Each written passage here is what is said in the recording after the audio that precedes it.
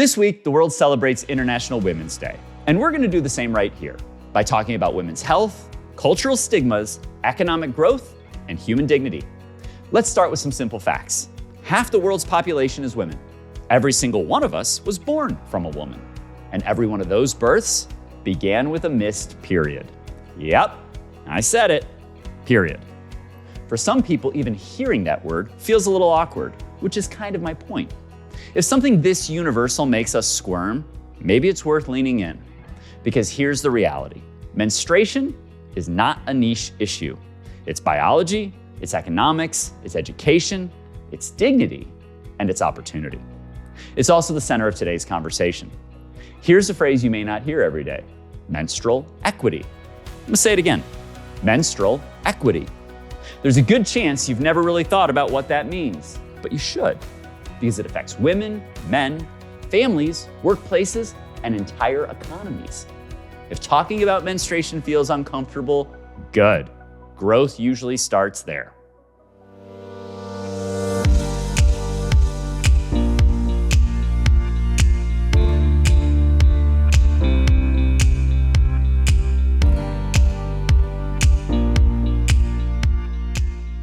Welcome to Better Good, the show where you learn how the best do good and how you can too.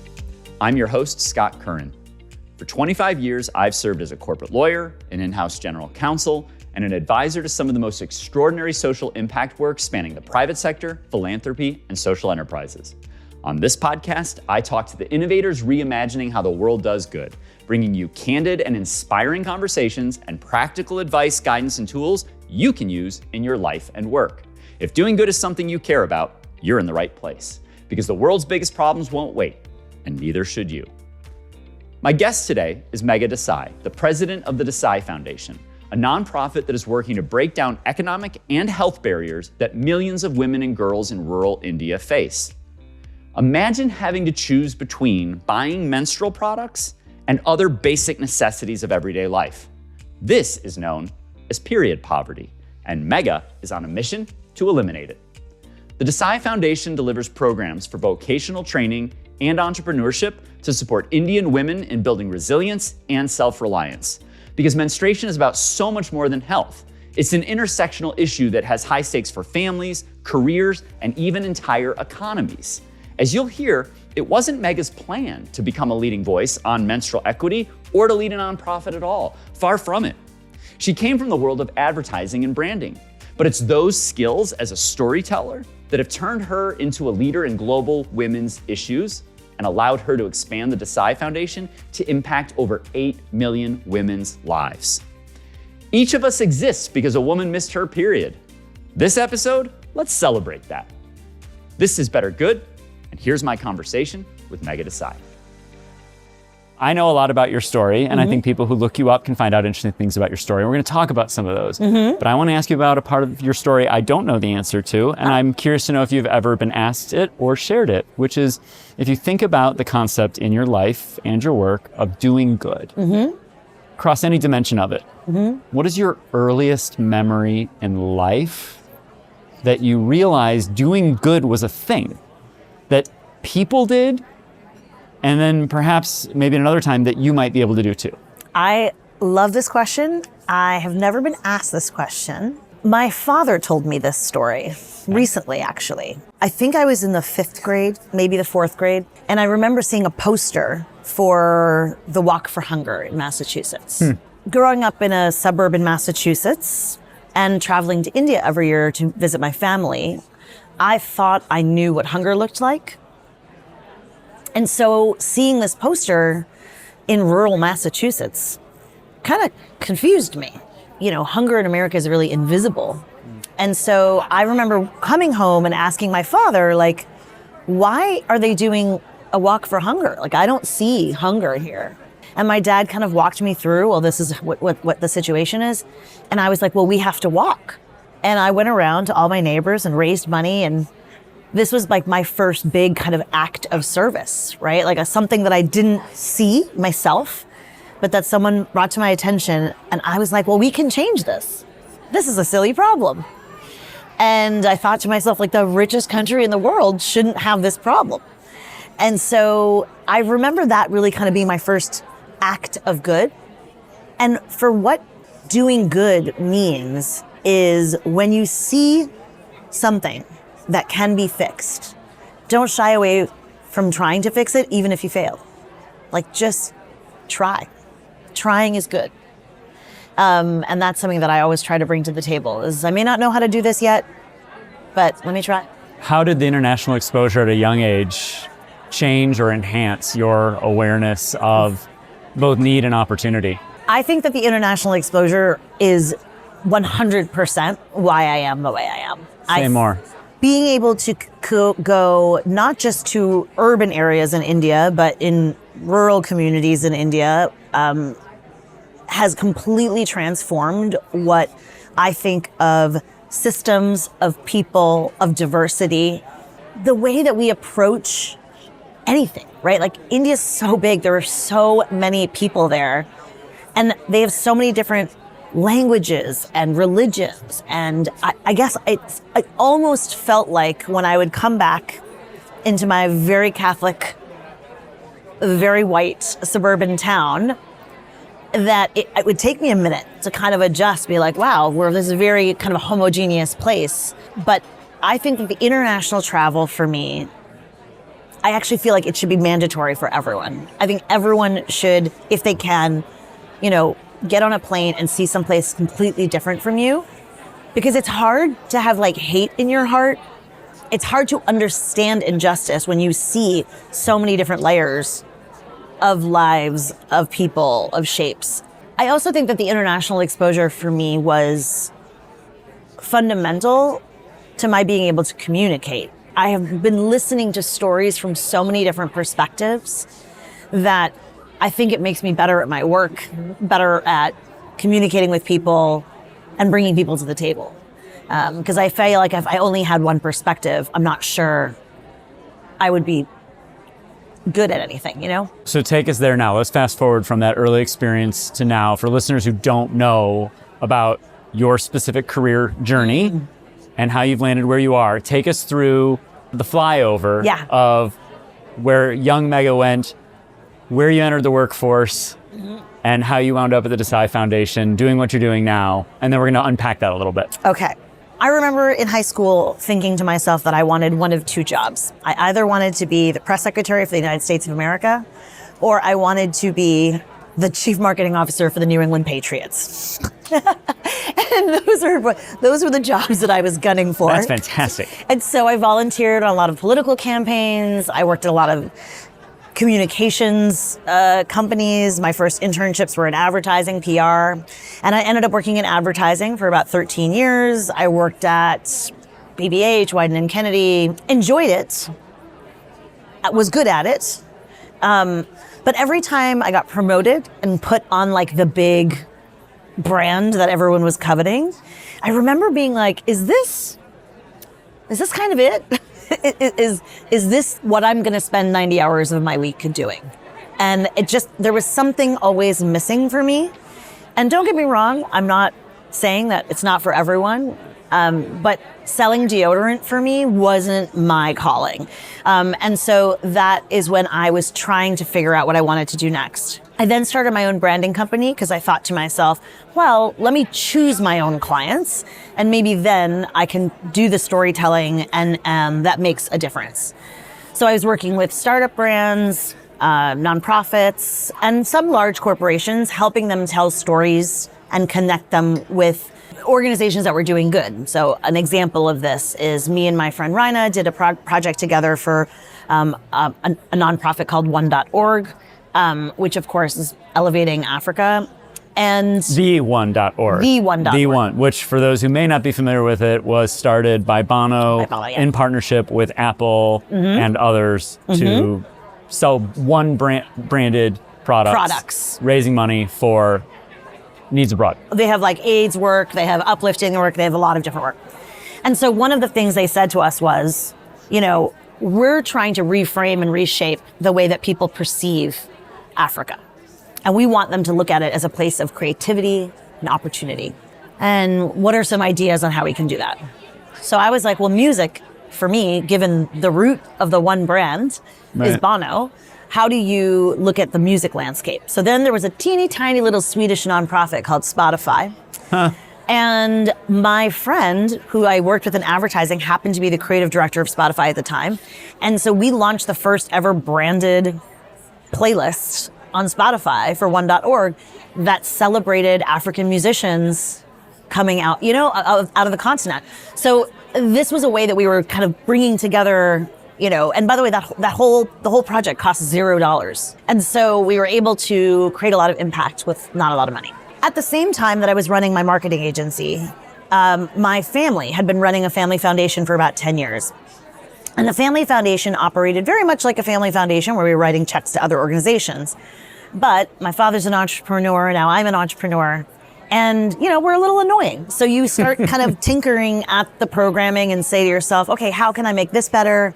How can I do this better? So we deconstructed the programs that we were working on and reconstructed, invested all of our money making the best MVP possible, the most viable product possible. And once we were like, oh, okay, we have 10 products that we can scale that are impactful. Let's open up our cap table and invite people to help us scale. And so at that time, we were pivoting from a family foundation to a public programmatic organization. Love it. That is kind of when I entered the nonprofit world. And frankly, I was not everyone's first choice. And I even said to myself, we should probably find someone with actual nonprofit experience. But at the time, this was, 14 years ago when the nonprofit space wasn't as sexy as it is now. And so everyone that was coming to us were wonderfully qualified people, but it was 20 years at UNICEF, 15 years at CARE.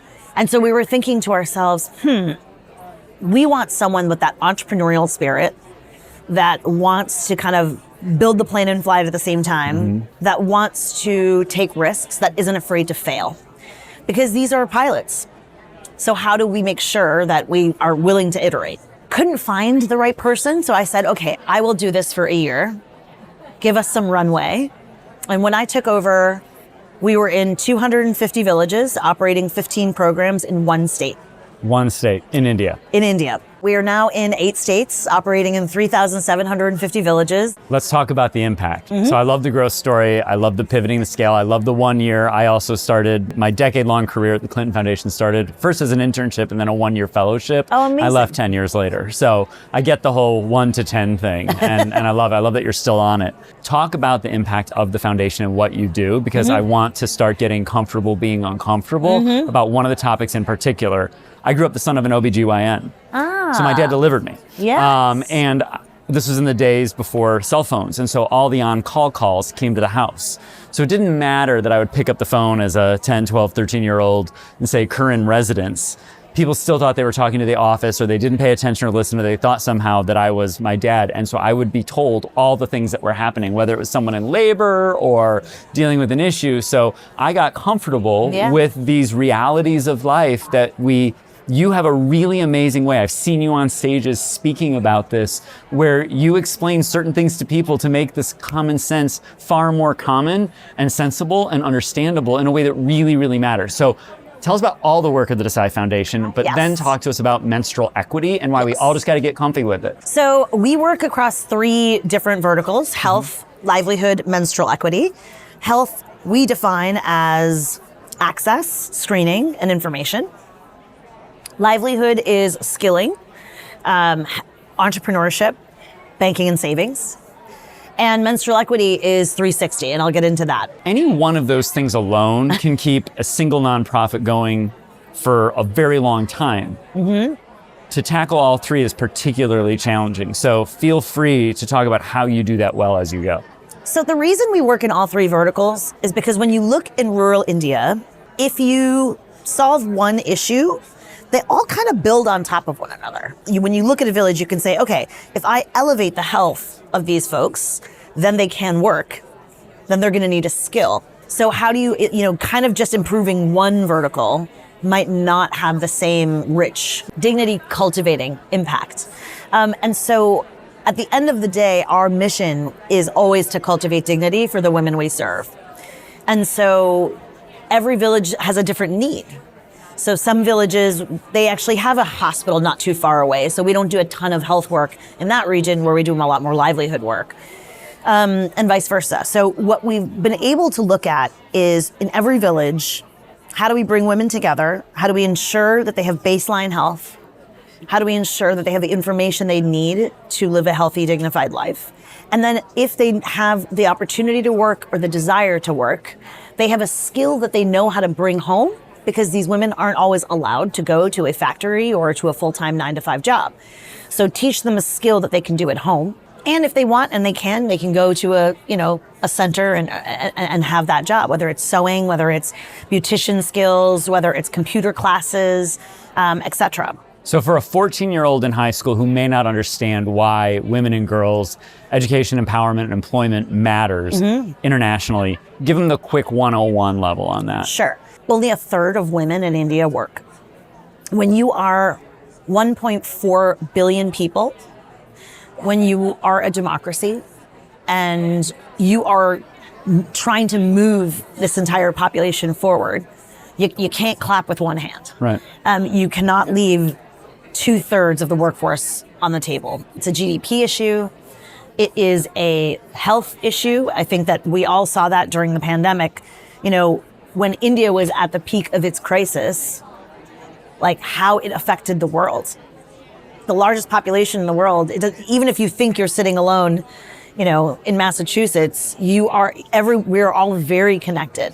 And so if the largest democracy and the largest population fails in its health, in its ability to earn, there will be an impact globally. And so how do you connect those dots? And so for us, that solution is health, livelihood, and menstrual equity. Love it. So the thing that goes horizontal across health and livelihood is climate resilience. And so we have a lot of climate resilient programs because the reason I'm having to reskill these women is because they can't till their land.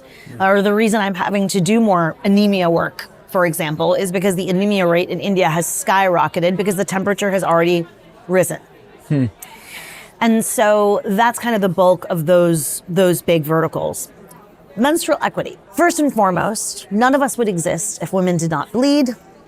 And so the fact that it is a taboo topic has befuddled me endlessly. One of my favorite things I've ever heard anybody say from a stage but you is, we are all the result of a missed period. We are all the result of a Every missed single period. one of us. Every single one of us. Get comfy. Yeah. It's like the easiest thing. Like, I'm so glad that happened. Yeah. And my favorite part about this issue is that people somehow have tied it up with a lot of other issues.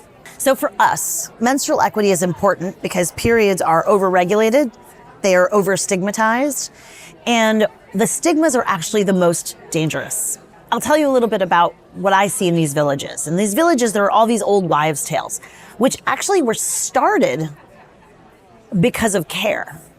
So think back to a time where women are grabbing their buckets and going down to the river to fill up their water to be brought back to the village. Which is actually still super common in much of the world. And Still for super common. my 14 and 16-year-old at home, yes, that's a reality Yes. for a shockingly large percentage of the planet. Yes. What used to happen back in the day was a woman would say, "Hey girl, you're on your period. I got you. Give me your bucket." Patriarchy made it so that care has been corrupted. And right now it's oppression. You are too dirty to get the water. My entire life, I grew up in a very, very modern, progressive Hindu family. Till the day my grandmother passed away, she and I fought about the fact that I had the audacity to pray when I was bleeding. And I always felt that my exam at school is not going to change because I'm bleeding. So if I'm going to pray to get a good grade, in the morning, I still have to pray because I have a test. But man, my grandmother would get mad at me.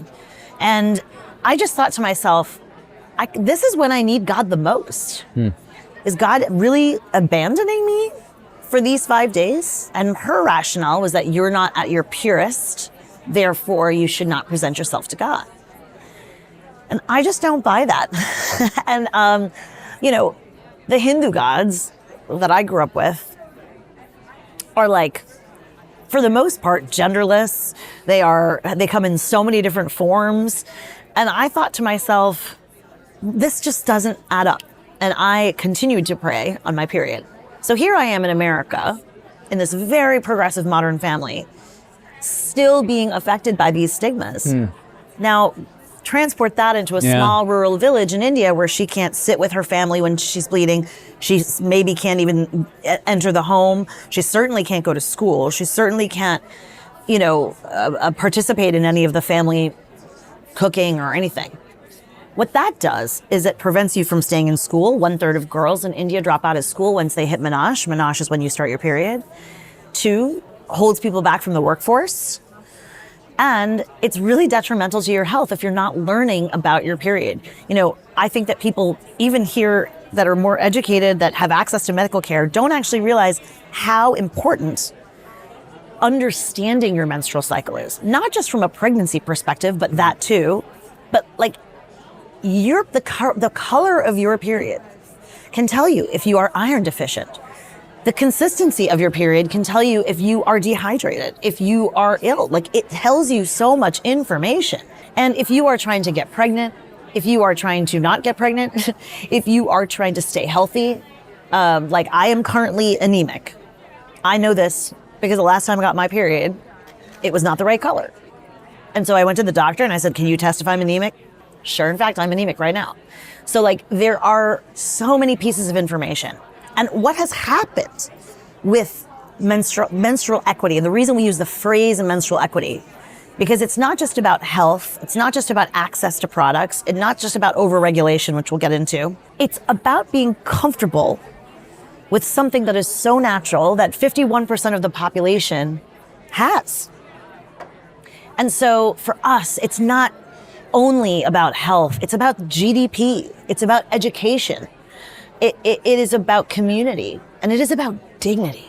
And so for us, that is why we focus on menstrual equity, because it affects every single one of the verticals that we work in. I love it.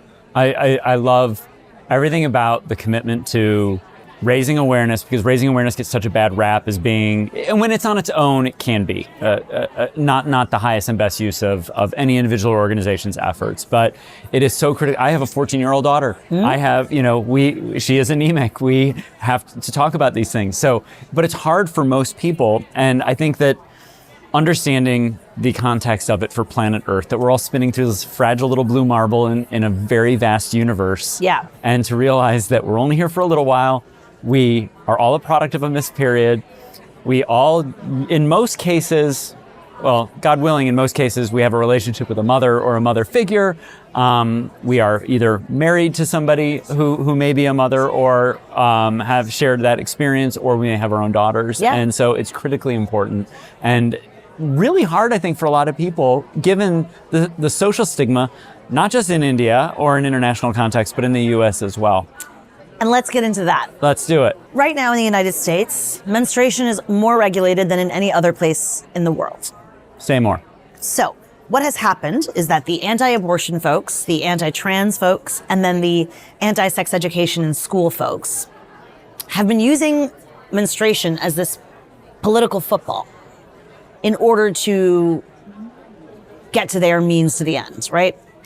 And what does that look like? So in the state of Florida, no one under the age of 12, and the average age of menage in the United States is 12, so average, is allowed to talk about menstruation in a school or public government building. Now, how they're regulating this, no idea, but it is currently the law. The Don't Say Period bill is the law in the state of Florida.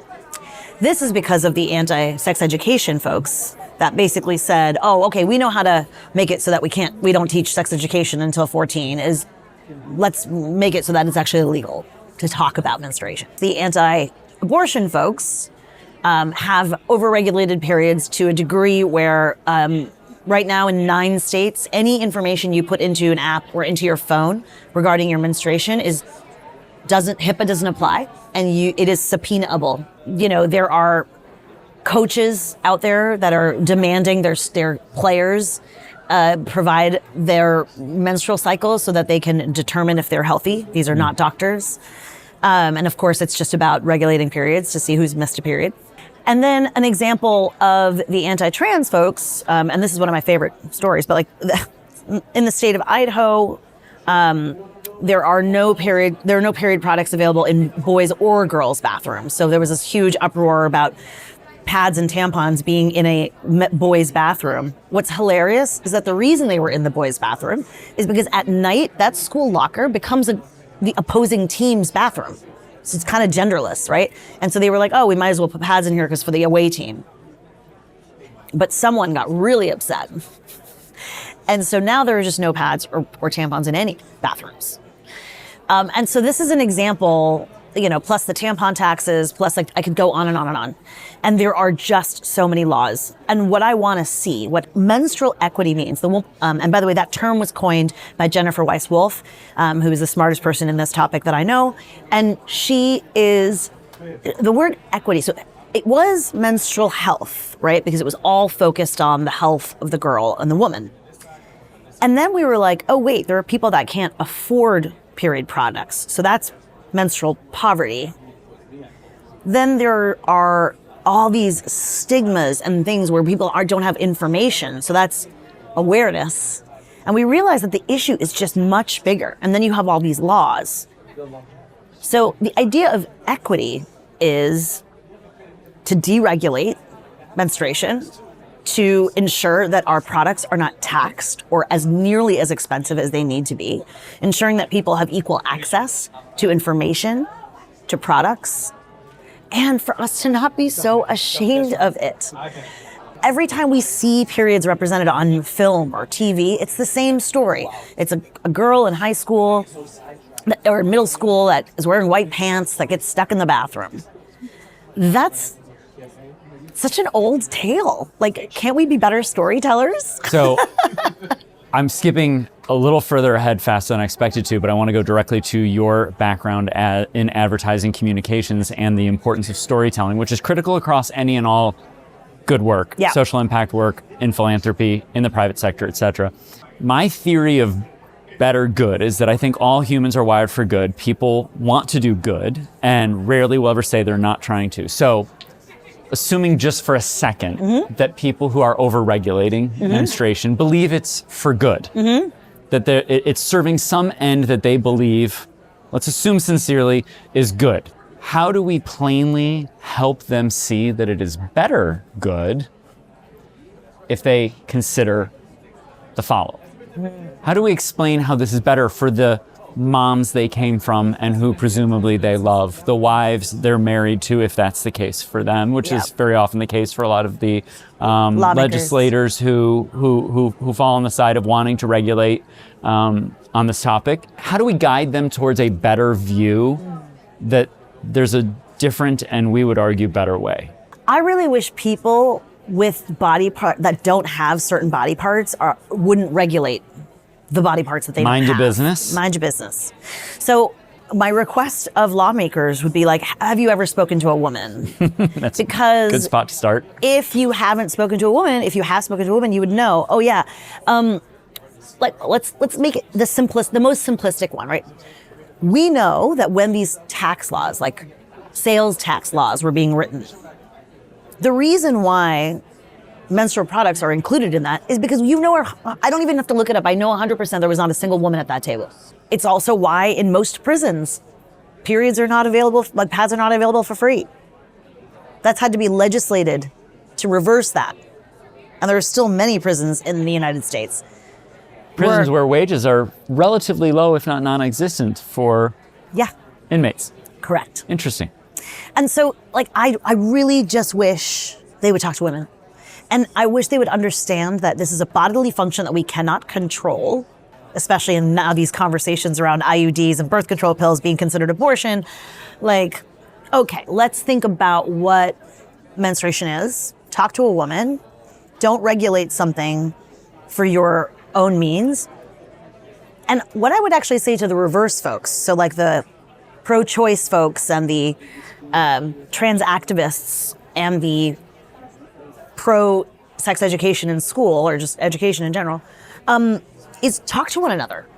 Because I think what's happening is that they're not seeing it happen. And that's why it's amassed the way it has. I don't think it was intentional for menstruation to be like one of the most regulated bodily functions in America. I think it happened bit by bit by bit by bit. I would just kind of say, like, if you would like to see all of those laws in one place, give me a buzz. I have them, and it will shock you how many laws there are and how small they are, and it's seemingly innocuous. But when taken at aggregate, it's kind of terrifying. Let's assume that there is a elected official at the national level who does not see things the way you see things. What's the simplest way to get them to understand that this issue matters and they should be on the side of an affected woman? Well, I mean, it's all about control, right? The same people that are making regulations around abortion or,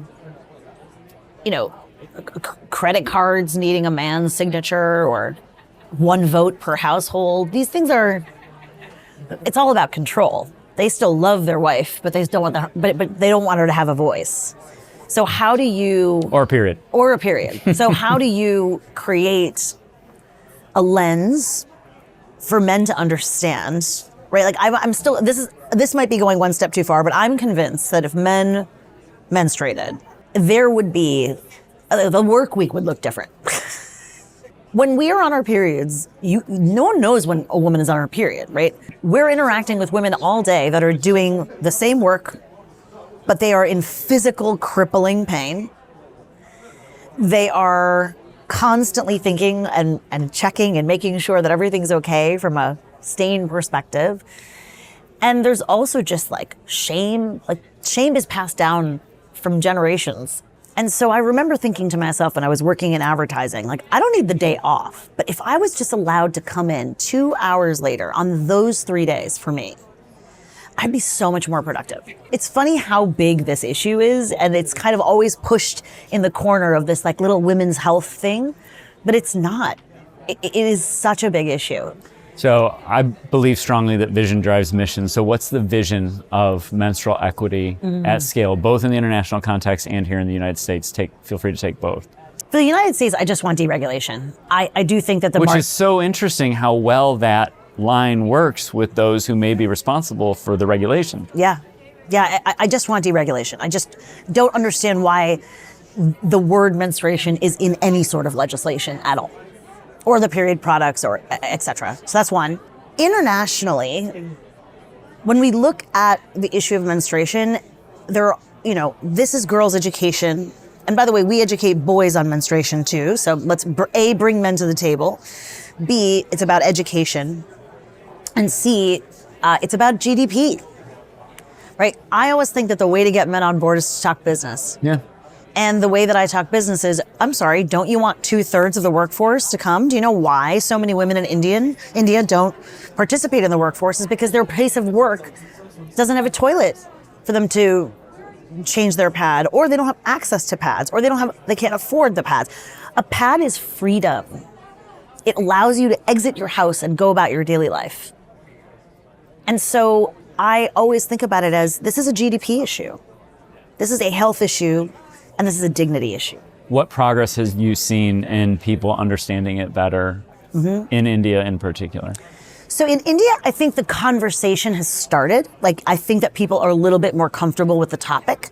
That's thanks to, there was a big Bollywood film that came out that addressed the issue. I think that there has been steps. But I mentioned this earlier, like, trauma is passed down through women. So sometimes we'll go into a village and we'll say, okay, we want to bring these programs to the community, to the girls. And the women are the ones that are resistant because they're the ones carrying the shame. And then we go to the male elders of the community and we say, hey, we want to do this program. And they're like, oh, yes, this makes sense. And then the women get on board. Now, I'm not saying that's in every village, but I'm saying in some villages we've been to, that's kind of how we've gotten me in. And so I've always thought to myself is, bring men to the table, educate, educate, educate. And so what I'm seeing in India is the conversation has started. Products need to be more readily available. Market-based solutions need to be applied. We need running water in every village. And that's really what I want to see happen. The market has to participate. It cannot just be philanthropy. It cannot just be government. It has to be the market, figuring out why it's important. We actually had this funny thing happen where the local police station in Gujarat asked us to put menstrual pad products in all of the police stations across the state. And the reason for this was because sometimes they arrest women and the police stations didn't have any products to manage that. Not a thought I had, right? And so that's the market coming to us and saying, okay, and they paid us to do that, right? They paid us to build those machines, install them, and put them in there. I think that for me, the vision is education, access to information, deregulation, market-based solutions, and bring men to the table. How do you measure success beyond the obvious machines and stations, et cetera, the qualitative aspects of life? How are you approaching that? And then how do you turn that into a story that helps you continue to destigmatize, raise awareness, engage partners? Because you have been remarkably successful for a relatively small nonprofit, engaging global leaders and partners in this. And in a world where awareness raising is a real deliverable and a real achievement, you're doing it in a way and on a topic that's very, very hard. So say a little bit about that. Like, what does it look like? And then how have you already seen your success? And share what some of those successes look like. Because for a small foundation to have attracted some of the attention that you have and for you to have commanded some of the stages you've been on, it's a true success story that any nonprofit can learn from. If you can do that, I agree. It's a story of hope for so many nonprofits. Thank you for saying that. I agree. I think that we are a really small organization. And the reason I think we've had success is for kind of two reasons. One is my team on the ground and the programming is exceptional. And the reason we've been able to expand so quickly is because of our ground game, right? Our ground game is really good.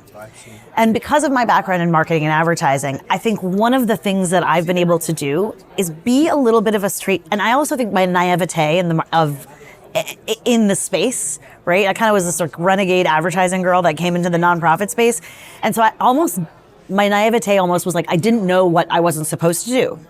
And so I was able to just say, let's talk about periods to like government officials. And they'd be like, oh dear, you know. Oh my. But then they were like, oh, actually this makes sense. And I think that I was able to be a little bit more of a straight shooter than maybe someone would feel like they could enter into. My number one goal, right? I think that all of these things happen if people are just comfortable talking about it. If you are comfortable talking about it, right? I want to be able to say, Scott, I got to run to the bathroom. I got to change my pad. I'll be right back. Be able to talk about it. I think that these things will move much quicker. And so I want women and leaders to feel like this is not something holding them back, right? It's part of their lives. And they don't ever have to constantly like think, do I have a pad? Do I have this? It's like just it's everywhere. It's all the things. We hear about, if you zoom way out into philanthropy, people talk about it all the time, about how nonprofits need to act more like businesses need to act more like nonprofits. There's lots of fun conversation there, but bringing an entrepreneurial mindset and taking a big swing at a tough issue that other people might see as stigma or making asks, but they've worked for you. Yeah, they've worked for us. And it's because we, like you said about the business part, right? Our menstrual program where we make retail quality pads, they're made by women, for women, distributed by women. It's a market-based solution because people pay for our pads. We create jobs at 3 different layers. We have distribution agents, we have sales agents, and then we have the women that work at the manufacturing. And I think that what we forget about when it comes to philanthropy is I almost don't know I wouldn't have known how to do it another way because I don't have the philanthropy background. And so I was like, okay, well, obviously we should be making our own and we should be doing this and making it a market-based solution. And so I think it's making the big asks, taking the swings, thinking like a business. And then if I can give myself a little credit, thanks to debate team in high school, I'm a pretty eloquent communicator. And so I have been able to speak about these issues and kind of bring I'm also not super like polished as a human, so I'm a little bit more approachable, and I think I can be a good facilitator in some of these conversations. And so people aren't as intimidated by me. I like not being intimidated by you, and I feel like authenticity goes a very long way. You're dropping some serious wisdom for young people, for people in philanthropy who are running nonprofits that are tackling tough issues. Everything from get comfortable with the uncomfortable until it's no longer uncomfortable. That's as applicable to lawmakers as it is people struggling through how to pitch or lean in, to 14-year-old boys who have 12-year-old sisters. Be cool. Get comfortable being uncomfortable until it's no longer uncomfortable, because this really matters. And that applies not just to the topic, it applies to your role 100% right. in what you're doing. If you had to choose between getting $1 billion of funding or having all the perfect partners you needed to scale your work, which one would you choose? Oh, the partners, for sure. That's easy. Let me show you what partnership looks like for us. During the pandemic, I had a donor call and asked us, what do you need, right? And my answer was quite flippant. I basically said, I need an army. I was really tired that day. And he goes, well, figure out what that looks like and come back to me. 3 days later, my team and I had put together a 1 single page proposal that laid out our Heroes for Humanity program. We're going to go out into these villages. We're going to identify folks that we think are capable and smart and ready, willing, and able. We're going to hire them, train them, and deploy them in 3 months. Those heroes were so essential during that peak of COVID. And every 3 months they're retrained. And so our heroes 4 years later are distributing sanitary napkins. They are hosting health camps. They're teaching banking and savings information. They're recruiting folks to come take our vocational programs. They're essential to our growth. One check for one person that had trust and allowed us to stumble and fall as we were building this program. Partnership for us, I want for anyone that wants it to take our model and run with it. I want governments to listen to the people on the ground, not the people sitting at the table, because they actually don't understand the issue. I want, and this is my biggest thing when it comes to India, people are really not understanding the difference between urban and rural. And it's why I am so adamant about only working in rural India. And the solutions that work in rural India very rarely work in urban India and vice versa. And so let's approach these issues differently. And so I want partners that work in rural India.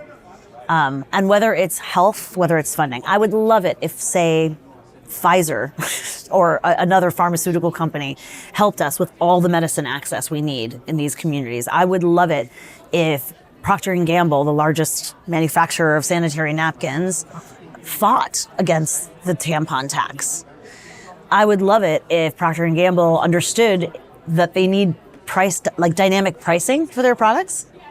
So in certain communities, it needs to be lower than other.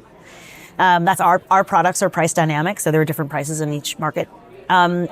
Take our model, participate in the solution, and help us scale. Whether that means geographically, in depth-wise or breadth-wise. And so for us, ideally, Scott, I would like to put myself out of business. That's what I want to see, is whether you're a government, whether you're a market-based solution, whether you're a philanthropist, work towards an exit. And there are some areas where that's not possible. So like health, I understand, is like there's no off-road to making sure that people live healthy and dignified lives. But there is for something like menstrual equity. And so I hope we're not here in 10 years having this conversation. I hope so too. And I know that if we are, it's going to be because of the work you do. If people want to find you, either you, yourself, the Desai Foundation, your work, or your team in India or elsewhere, what's the best way for them to do that? Well, if you're in India, we work across 8 states, so come visit us. No matter where you're traveling to, just look it up on our website. You can see where we are. The DesaiFoundation.org is how you find the work. I am Megatron 5 across all platforms. I was a big Transformers fan. And then I am also on LinkedIn and all the things. And you can find me singing with the Resistance Revival Chorus. And yeah. I love it. Megha, you are a star in the world in which I work in the nonprofit space, but you are a star in this world in a way that the earth needs right now. All of humanity does. Thank you. Bring people along in an engaging and inspiring way. You have engaged and inspired me. I feel, I lost my dad a couple of years ago, but I feel like, the son of the OBGYN found another place to feel comfortable with the uncomfortable when I saw you on the spotlight stage at CGI. And I was like, she is taking one of the most commonly shared things on planet Earth, because every single one of us is the result of a missed period. And the thing she's talking about is the thing I used to find awkward and then really compelling as a student, or not as a student, as a young kid, where I'm like, I have to help these people in their moment of need. Yeah. Get from me to somebody who knows how to help. And in a world where we need more people who can help. Yeah. And to You're not helping. make your daughter feel awkward about it. Yes. And her daughter and my son's nieces in the future. And your sons. God will, yes, it's all so combined. And you are so incredibly spectacular at that. And I don't know that I've seen anybody else doing what you do anywhere close to the way you're doing it. No, there are so many amazing humans in the menstrual equity space that I couldn't do my work without. Again, asked a lot of people for help. And so I think there are a lot of people. I think everyone receives messaging differently. And so there's room for all of us, because some people want information that's really data driven, that's really factual, that's whatever. Talk to the team at Case for Her. Some people like things that are legal and policy oriented. Talk to Jennifer Weiss-Wolf. Then there's also kind of more pop culture. Talk to Claire Coder from Aunt Flo. There are so many amazing people doing great work in menstrual equity, and there's room for all of us, and we need all of us, because you connect to the way I speak. Someone else is going to connect to the way that someone else speaks. And so that's why I'm always encouraging folks, you want to start that NGO for menstrual equity? Go right ahead. And I never ever get protective of our work or the lane that we're in, because they might come up with a solution and do better than we do, right? And at the end of the day, we have to get to the end result. A wonderful way to end on the concept of better good. Thank you for being with me today and for being an example of better good in this world. Thank you so much. I really appreciate it, Scott. That was fun. Thank you for tuning in to the Better Good podcast. If you enjoyed the show, please remember to rate, review, subscribe, and share. You can watch the show on YouTube or Spotify. And for those who prefer to listen, we're on all major podcast platforms, including Apple Podcasts. If you want to learn more about how you can do more good better in your life and work, you can also find me on Instagram, Threads, LinkedIn, or subscribe to my Substack.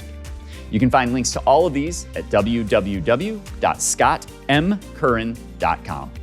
Better Good is a Beyond Creative production. My executive producers are Kieran Banerjee and Aaron Schulman. Production is by Echo Studios in partnership with Palm Tree Island. Remember, the world's biggest problems won't wait, and neither should you.